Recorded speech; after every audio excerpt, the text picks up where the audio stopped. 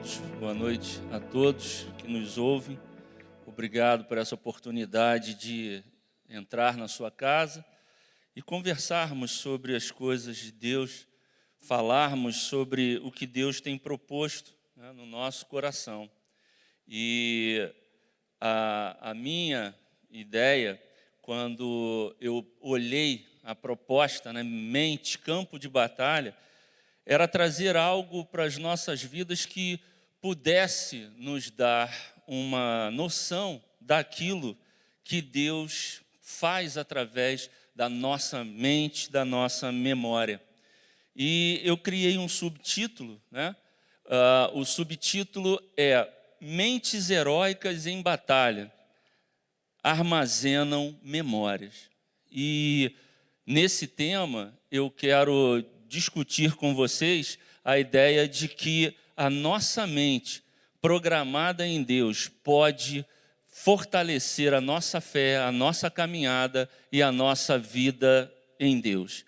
E eu trouxe alguns exemplos, né? Não muitos, eu trouxe alguns exemplos para a gente falar sobre essa questão do armazenamento da memória, porque tudo que ocorre na nossa mente, ela vai refletir nas nossas ações, no nosso coração.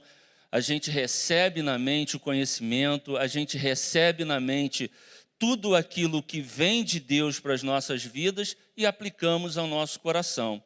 Consequentemente, a gente também acaba reagindo, respondendo aos impulsos da nossa mente. Mas, de forma muito superficial, eu queria introduzir esse assunto trazendo a ideia do que é a memória. E eu começo essa abordagem nossa falando o que é a memória segundo a ciência. Segundo a ciência, a memória ela se desenvolve no nosso cérebro e é um arquivo onde vão sendo armazenados experiências, treinamentos e informações. Então, toda vez em que a gente olha para a ciência, a gente percebe que a nossa mente é um arquivo gigante, onde as coisas vão sendo armazenadas e essas experiências, em algum momento, vão nos trazer a ideia do que fazer em determinadas circunstâncias. Por outro lado, eu percebo também que, numa abordagem sociológica ou filosófica, e, novamente, é uma abordagem muito superficial, a gente vai tratar de assunto memórias como algo que vai nos direcionar para a relação em sociedade, vai nos trazer a percepção de mundo. Então, tudo que armazenamos na memória, tudo aquilo que aprendemos, e a gente vai aprendendo e vai colocando na memória, em determinados momentos, vamos ser impulsionados a trabalhar e a desenvolver no meio da sociedade. Então, segundo a abordagem sociológica ou filosófica, a gente tem a ideia de que a memória ela vai trazer um bom relacionamento, não só socialmente, como com você, com Deus, ou você consigo mesmo, né? Por outro lado, eu abordo também a ideia da memória segundo a fé cristã, e é uma memória em que todos vão pensar que essa memória vai me levar, vai me conduzir à fé, e todos vão pensar e podem pensar que essa memória vai me fortalecer naquilo que eu tenho vivido com Deus, e aí alguns vão dizer, olha, pode ser que essa memória possa ser confundido com fé, possa ser confundido com consciência, com desejo, e eu não vou discordar de você. Tem horas que esses conceitos, eles se confundem de fato. Eles se misturam, porque a gente está memorizando algo e, na sua aplicação, a gente coloca a fé, coloca a esperança, a confiança em Deus quando se trata de fé cristã. Pois bem, nessa introdução muito simplista de algumas ideias sobre memória, eu trago aqui 3 episódios de homens que exerceram fortemente a ideia de memória de fé, memória, segundo a visão cristã, em Deus. E a primeira que eu trago aí é a memória de Abraão. E eu trago um episódio, que é o episódio em que Abraão leva Isaque para servir de holocausto, num sacrifício onde Deus pede a Abraão que ofereça seu filho em sacrifício. E aí vem uma questão de memória. Qual é o lastro de memória que Abraão tinha com Deus para pensar que Deus iria sacrificar aquela memória, aquela herança que ele havia dado? Só para lembrar para você, Abraão havia recebido a promessa de Deus de que nele, a partir dele, ele seria pai de muitas nações. Em outros textos, em outras versões, vai dizer pai de muitas famílias. E como é, então, que Abraão tem o filho Isaque e a promessa estava em Isaque, e agora Deus pede a Abraão que entregue essa promessa de volta a ele? Eu imagino o conflito de Abraão, eu imagino o quão difícil Abraão teve que monitorar na sua mente o pensamento humano, a memória de tudo que ele havia passado, pois ele teve Isaque já com idade avançada, e agora Deus pede a ele para que ele ofereça Isaque como sacrifício. E nessa caminhada, que a gente vê lá em Gênesis 22, nessa caminhada o filho Isaque também recebeu do pai instruções, e ele tinha na memória que a ideia de sacrifício partia do homem. O homem era quem preparava o sacrifício. Era o homem quem levava para o holocausto o sacrifício ao Senhor. E eles vão caminhando e o Isaque pergunta a ele: pai, eu estou vendo a brasa, a lenha, mas onde está o cordeiro para o holocausto? E isso me chama a atenção, porque nesse momento Isaque devia estar tremendamente preocupado, ou pelo menos curioso, né, de saber, como é que meu pai vai prover o holocausto, o animal para o holocausto? E aí eu começo a meditar no que aquele rapaz estava pensando. E qual era a memória que ele tinha recebido do pai acerca de sacrifício. Para mim fica claro aqui no texto que a obrigação de levar o animal para o sacrifício era do homem. Mas Abraão dá uma resposta que surpreende a todos, inclusive ao próprio filho, que tinha na memória a ideia de que era do homem a obrigação ou o atributo de apresentar o holocausto no altar. E aí Abraão responde: Deus mesmo há de prover. E isso provavelmente causou uma certa curiosidade em Isaque, porque Isaque começa a ver o seguinte: mas espera aí, não foi isso que eu aprendi. A memória que eu tenho e da aprendizagem sobre sacrifício é que o homem prepara tudo. E agora meu pai está me dizendo que Deus mesmo proverá. Como será isso? E a ideia que me passa agora é que Abraão está dizendo para Isaque: Isaque, vamos confiar no nosso Deus, porque Ele há de prover todas as nossas necessidades. Ele há de prover o próprio sacrifício, o próprio holocausto, o próprio animal para ser sacrificado. E aí eu imaginei a seguinte frase: memórias do nosso relacionamento com Deus nos dirão quem Ele é em nossas vidas e de quem devemos esperar providências. Então, a primeira lembrança que me faz quando eu trato de mente é que precisamos criar lastros de memória do nosso relacionamento com Deus. Que tipo de relacionamento estamos desenvolvendo com o Pai? Porque se esperamos dele, mesmo numa hora de adversidade, precisamos crer que Ele há de prover todas as nossas necessidades. E não foi diferente com Abraão. inclusive ensinando ao próprio filho: olha, existe essa regra, é do homem sim o dever de prover o sacrifício, mas nesse momento eu imagino que Abraão estava pensando: eu creio em Deus, eu não tinha condições de ter esse herdeiro, mas no entanto, Deus me deu, eu sei o que Ele fez comigo lá atrás, eu tenho um lastro de memória desse relacionamento com Deus e sei do que Ele é capaz. O próprio escritor da carta aos Hebreus, no capítulo 11, versículo 19, vai dizer que Abraão creu tão espontaneamente em Deus, porque ele sabia que mesmo que ele tivesse que sacrificar a promessa de Deus para ele, ele cria que Deus era poderoso para ressuscitar Isaac. Então era algo que Abraão havia criado um lastro de relacionamento com Deus, e isso ficou na memória para que no momento de adversidade ele pudesse aplicar esse conhecimento. Então eu começo a perceber que às vezes na nossa mente nós precisamos criar memórias do nosso relacionamento, e o tempo todo é relacionamento com Deus, relacionamento com quem pode te trazer providência, relacionamento com quem pode mudar a sua vida, pode mudar as adversidades, mudar circunstâncias, e esperar dele.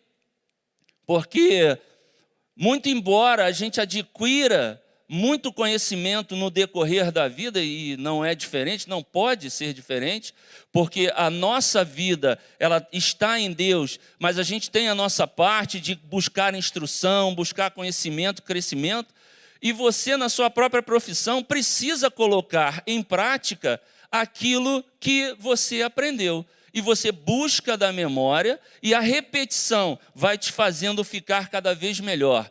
Isso chama-se experiência. Tanto é que quando alguém busca um profissional em determinada área, essa pessoa busca um serviço com excelência, um serviço de experiência. Mas a experiência, ela vai vir da memória, da repetição daquilo que ficou na sua mente. E não foi diferente com Abraão, porque Abraão tinha um relacionamento com Deus. Ele recebera a promessa de que em Isaac ele seria um homem próspero, e pai de muitas nações, pai de muitas famílias, e agora ele está vendo a sua promessa em xeque-mate, né? A sua promessa em risco com aquele sacrifício que ele sabia. Isaac não sabia, mas Abraão sabia quem era o sacrifício.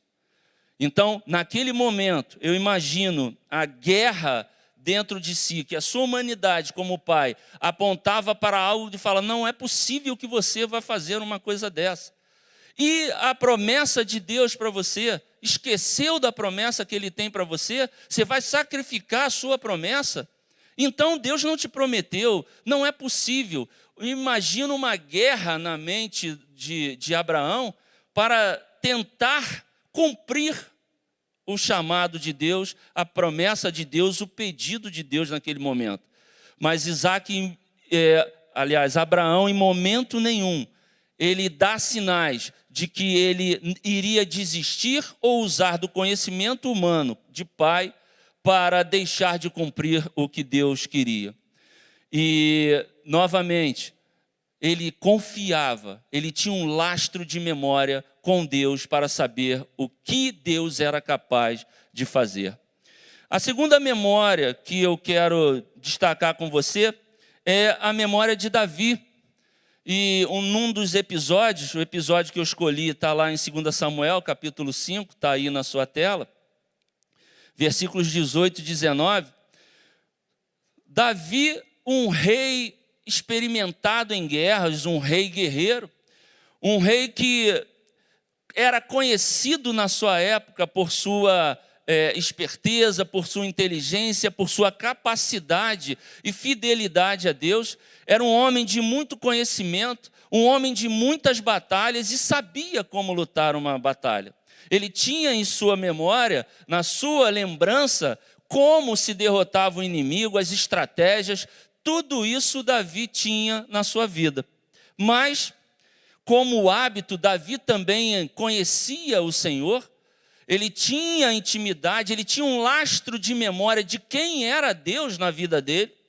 E Davi, então, antes de ir a qualquer batalha, e nessa especificamente contra os filisteus no vale de Refaim, Davi pergunta ao Senhor se ele podia sair à batalha. Ele pergunta e ele diz: devo atacar os filisteus? Tu os entregarás nas minhas mãos?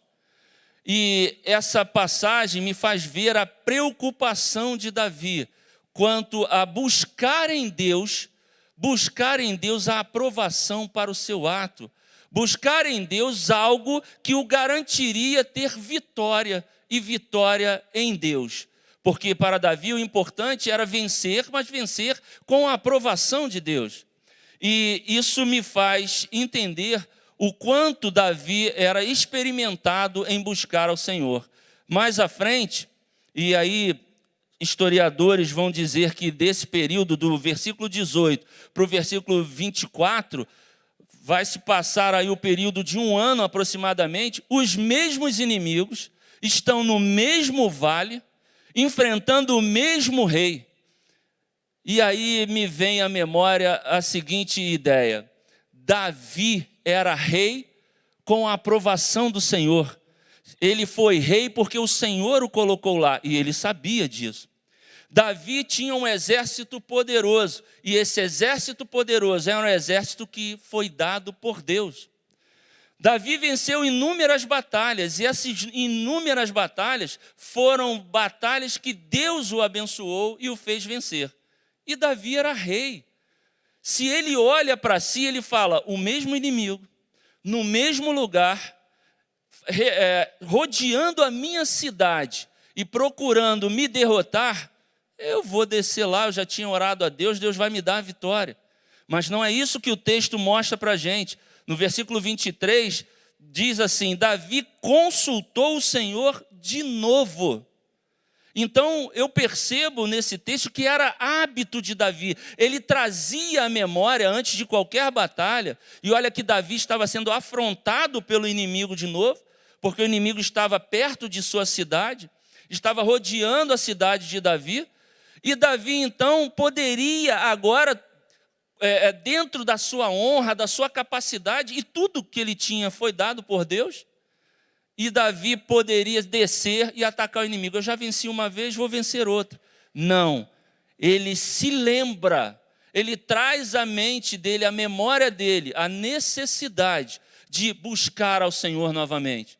E surpreendentemente, para ele e para nós, Deus apresenta a ele uma outra estratégia para vencer o mesmo inimigo no mesmo local. E agora o Senhor dá uma ordem para que ele rodeie o inimigo por trás e espere olhando para uma árvore. Queridos, eu imagino como Davi, na condição de rei, deve ter ficado perante seu exército.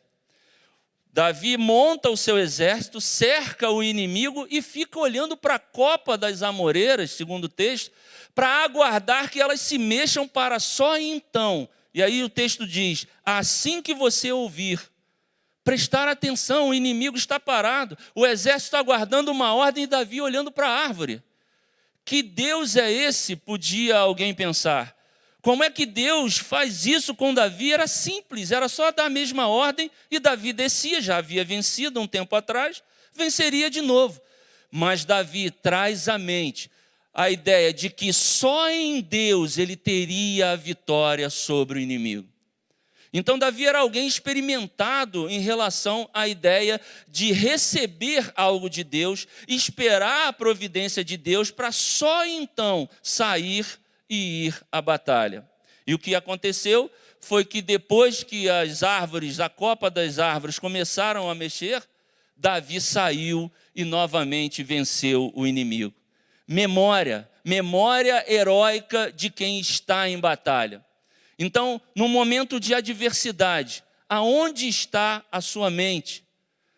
A sua mente está no problema, na adversidade? A sua mente está na esperança de uma solução humana? Ou a nossa mente está em Deus? Segundo Davi, toda vez que ele enfrentava uma adversidade, porque o inimigo estava afrontando Davi, querendo tomar o seu reino, ele buscava ao Senhor, ao invés de responder e reagir àquela afronta. Primeiro ele buscava ao Senhor, depois então é que ele ia e tomava alguma providência. Então a mensagem dessa atitude de Davi me faz pensar que trazer à memória a busca de uma providência em Deus é importante para que a gente consiga então receber de Deus a nossa vitória. Não se preocupe se você está sofrendo alguma afronta. Coloque-se em Deus, busque a orientação de Deus, e eu tenho certeza que Ele vai te dar a melhor estratégia. E aí, como ideia dessa estratégia, eu montei a seguinte frase: memórias de quem nós somos em Deus apontarão onde buscaremos a melhor estratégia. Davi era rei, mas ele, como rei, ele era servo do Deus vivo. Ele cria que Deus iria falar de que forma ele deveria enfrentar aquela adversidade. Então, quando lembramos, não do que nós somos humanamente, não de título, não de quem nós chegamos humanamente em determinado patamar, mas eu me lembro que, principalmente quando se trata da nossa vida, da nossa nova vida em Cristo, a gente precisa lembrar e pensar de que Deus nos dará a melhor estratégia. A terceira memória que eu quero lembrar é a memória de Paulo. Paulo, fariseu, filho de fariseu, homem experimentado na sua inteligência, tinha conhecimento, um homem experimentado na lei, ele sabia como agir, ele sabia como aplicar a lei, ele era cuidadoso para aplicar a lei às pessoas, inclusive perseguindo cristãos. Ele tem um encontro tremendo em Damasco, no caminho a Damasco, com Jesus. Ele tem esse encontro e ele começa a pensar que agora ele tem uma outra oportunidade de, em Deus, em Jesus, viver uma nova vida. E o texto que eu escolhi, 1 Timóteo, carta de Paulo a Timóteo, capítulo 1, versículos 12 e 13, que diz assim: dou graças a Cristo, nosso Senhor, que me deu forças e me considerou fiel, designando-me para o ministério, a mim que anteriormente fui blasfemo, perseguidor e insolente. Paulo aqui, ele traz à memória quem ele foi, quem ele era, perseguindo inclusive a própria igreja do Senhor, os próprios cristãos da época. E nessa abordagem, Paulo escreve reconhecendo que agora ele não era mais a velha criatura. Ele havia tido um encontro com o Senhor. E nesse encontro, ele desenvolveu algo que trazia à memória quem ele era e agora quem ele é em Cristo Jesus. E ele louva a Deus e dá graças a Cristo Jesus porque o designou para o ministério. Ele separa um período aqui um do outro dizendo, olha, antigamente eu era dessa forma. Então ele traz à memória tudo o que ele era. Tudo o que ele havia praticado, aquilo fica na mente dele, mas ao mesmo tempo ele cria algo de poder trazer à memória aquilo que ele deixou para trás. Agora eu já não sou mais, eu sou nova criatura em Cristo. Eu não sou mais blasfemo, eu não sou mais incrédulo, eu não sou mais aquele que perseguia. Agora eu sou perseguido, porque eu levo em mim as marcas de Jesus Cristo. Então, Paulo diz ao final desse versículo, versículo 13, mas alcancei misericórdia. E quando ele diz mais alcancei, ele quer dizer para nós, para mim e para você, que até aquele momento ele era de uma forma. Agora ele traz a memória de todos que, muito embora todos tivessem uma memória do mal que ele havia feito, ele está se apresentando como alguém que mudou completamente e foi chamado para o ministério de Jesus. Isso me faz lembrar que em Cristo nós podemos ser diferentes. Nós podemos mudar as nossas vidas, ter uma nova consciência em Cristo. Então, todas as vezes que a nossa humanidade quiser se levantar contra algo que Deus colocou em nós, precisamos lembrar de quem nós éramos e de quem agora nós somos em Cristo. Se fizemos algo ruim no passado, como cantamos ainda há pouco, precisamos lembrar que temos uma nova natureza em Cristo Jesus. E essa nova natureza me traz à memória que Cristo levou sobre ele o meu pecado, a minha condenação, e apresenta para nós uma renovação de vida e uma nova vida nele. Portanto, queridos, eu começo a imaginar por quantos momentos na sua vida você já passou.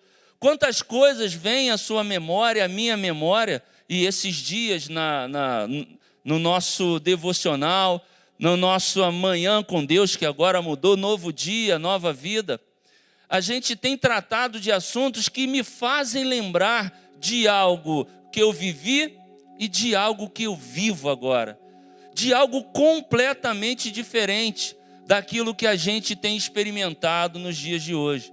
Então eu peço a Deus que fale no teu coração, que fale aos nossos corações sobre quem nós somos em Cristo.